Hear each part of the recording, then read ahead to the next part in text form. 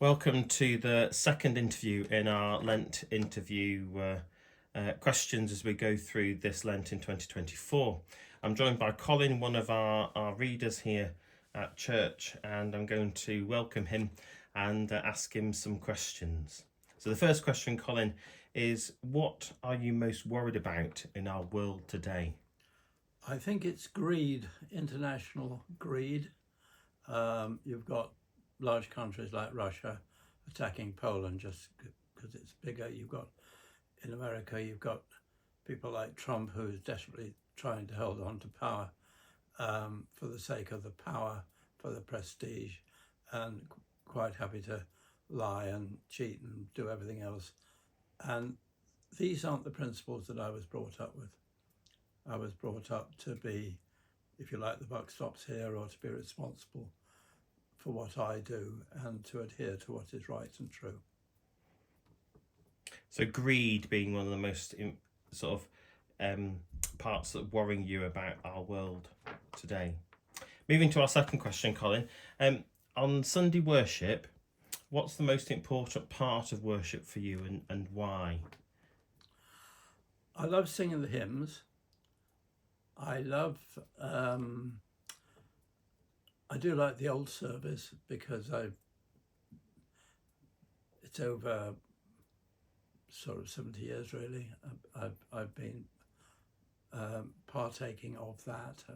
First met it at prep school, and so the familiarity and the continuity of that.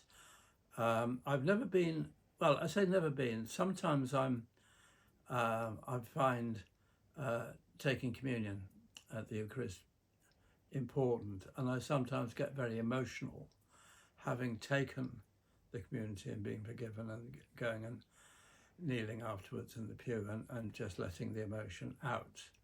It doesn't always happen, but sometimes it does, and I always used to find that if I didn't go to church every week, halfway through the following week, I'd miss it. It was something would be missing in my life, and then I couldn't really wait until I got to the next service. So there's a genuine want to be there and be part of that. That sounds really interesting. The spiritualness of receiving communion. I think sometimes we don't always. I think of those that are distributing communion, so to speak, we don't always feel the same significance as when we receive it ourselves. So it's always good to hear that. I wonder if you would maybe tell us a little bit about how you discovered a Christian faith. My parents didn't. My parents were themselves brought up as Christians, but they didn't go to church. My father had been brought up as a congregationalist, as his father had been.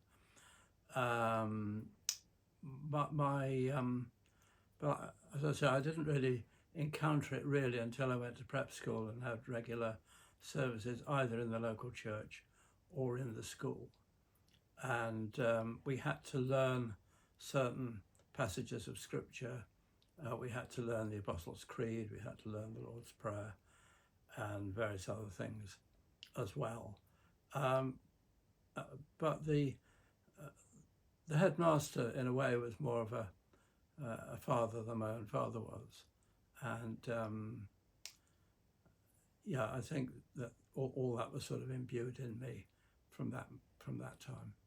So it was a growing into faith rather than an instant discovery. Yes. Yeah, that's very good.